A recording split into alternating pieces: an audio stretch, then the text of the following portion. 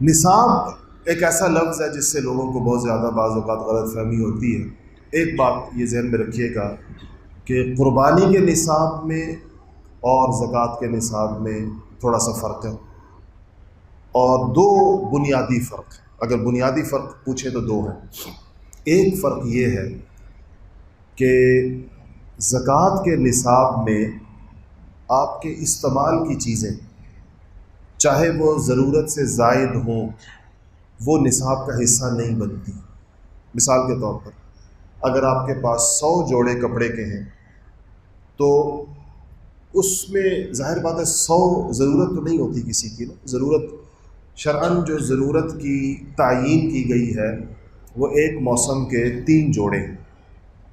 کہ گرمی کے 3 جوڑے اور سردی کے 3 جوڑے یہ ضرورت، اس سے زیادہ کپڑے زائد از ضرورت ہیں، لیکن چاہے یہ 100 جوڑے بھی ہوں تو یہ نصاب میں کاؤنٹ نہیں ہوتے زکوٰۃ کے نصاب میں، اس لیے کہ سامان تجارت نہیں ہے، زکوٰۃ کا نصاب تو بڑا متعین چیزوں کے اوپر ہے۔ لیکن قربانی میں اگر جو چیز ضرورت سے زائد ہے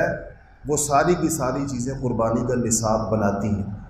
اور مثلا اگر آپ کے پاس 20 جوڑے کپڑے کے ہیں تو باقی ماندہ جو آپ کے 17 جوڑے ہیں اس کی بازار کی قیمت لگے گی، اور اگر بازار کی وہ قیمت 52.5 تولے چاندی کی مقدار کو پہنچ گئی تو آپ پہ قربانی واجب ہو جائے گی۔ اچھا، اسی طرح گھر کے اندر آپ کے جو برتن آپ کے استعمال میں نہیں ہیں، شوکیسوں میں رکھے ہوئے ہیں، کبھی کبھار مثلا آپ نے ایک دیگ رکھی ہوئی ہے گھر میں، دیگ ضرورت کی چیز نہیں ہے، سال میں کسی فنکشن میں استعمال ہوتی ہے، آپ نے شوکیس کے اندر بہت سارے برتن سجا کے رکھے ہوئے ہیں جو استعمال نہیں ہوتے سالہ سال۔ اسی طرح گھروں کے اندر کپڑے، انسلے کپڑے سالہ سال رکھے رہتے ہیں، خواتین کے کپڑوں کا تو خیر کوئی حال نہیں ہے، خدا جانے وہ کتنے ہوتے ہیں اور کس کس مالیت کے ہوتے ہیں۔ یہ سارا کا سارا کچھ جو ہے یہ قربانی کا نصاب بناتا ہے، زکوٰۃ کا نصاب نہیں بناتا، اس سے قربانی کا نصاب بنتا ہے۔ ایک تو فرق یہ ہے قربانی کے نصاب میں اور زکوٰۃ کے نصاب میں، جس کو یا ذہن میں رکھنا چاہیے۔ دوسرا فرق یہ ہے کہ قربانی میں اگر زکوٰۃ میں اگر انسان صاحب نصاب ہو گیا،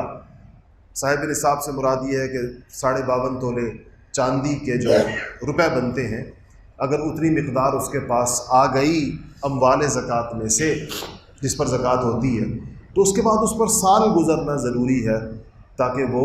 اس پر زکوٰۃ آ جائے، جس کو حولان حول کہتے ہیں، حول سال کو کہتے ہیں، حولان اسے گزرنے کو کہتے ہیں، 1 سال گزرنا۔ اگر آج آپ صاحب نصاب ہو گئے زندگی میں پہلی دفعہ تو آپ پر اگلے سال زکوٰۃ آئے گی اسی تاریخ کو، جس تاریخ کو آج آپ صاحب نصاب ہوئے۔ قربانی میں ایسا نہیں ہوتا۔ قربانی میں اگر آپ